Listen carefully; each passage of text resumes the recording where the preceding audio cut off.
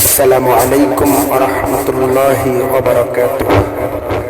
আলহামদুলিল্লাহি রাব্বিল আলামিন ওয়াস সালাতু ওয়াস সালামু আলা সাইয়্যিদিল মুরসালিন ওয়া আলা আলিহি ওয়া আসহাবিহি আজমাইন।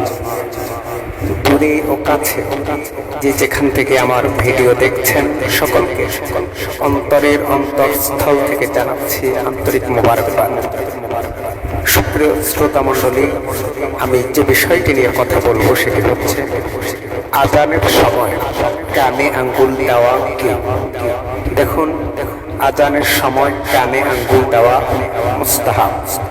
এই ব্যাপারে দলিল হচ্ছে সুনান ইবনে মাজাহ হাদিস নং 710।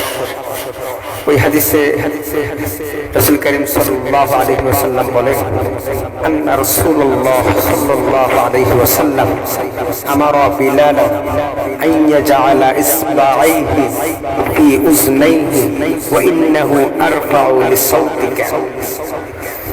রাসূল করিম সাল্লাল্লাহু আলাইহি ওয়াসাল্লাম বেলাল রাদিয়াল্লাহু তাআলা আনহুকে আযান দেওয়ার সময় কানে আঙ্গুল রাখার কথা বলেছিলেন।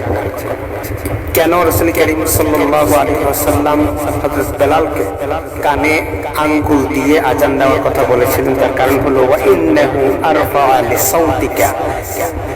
কানে আঙ্গুল দেওয়ার কারণে আজানের শব্দটা একটু জোরে হয়, যাতে করে আজানের আওয়াজটা অধিক উঁচু হয়। সুপ্রিয় শ্রোতা মণ্ডলী, তাহলে আমরা জানতে পারলাম যে আজানের সময় কানে আঙ্গুল দেওয়া মুস্তাহাব। আল্লাহ পাক রব্বুল আলামিন আমাদেরকে জানার এবং বোঝার এবং আমল করার তৌফিক দান করুক। আমিন। আসসালামু আলাইকুম।